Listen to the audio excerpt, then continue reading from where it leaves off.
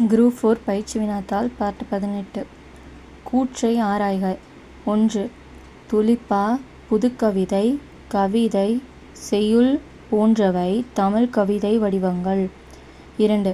கட்டுரை, புதினம், சிறுகதை போன்றவை உரைநடை வடிவங்கள். ஆப்ஷன் ஏ கூற்று 1, 2 சரி. ஆப்ஷன் பி கூற்று 1 சரி, 2 தவறு. ஆப்ஷன் சி கூற்று 1 தவறு, கூற்று 2 சரி. ஆப்ஷன் டி கூற்று 1, 2 தவறு. Option A. போர்க்களத்தில் வீரர் ஒருவரின் காயத்தை வெண்ணிற ஊசியால் தைத்த செய்தி குறித்து எந்த நூல் கூறுகிறது? A. Purananuru, B. Natrinai, C. Pathitrupathu, D. Kalavazhi 40. C. Pathitrupathu answer. பழமொழியின் சிறப்பு டேஸ் சொல்வது. விரிவாக, தெளிவாக, சுருங்க, பழமையை சுருங்கச் சொல்வது.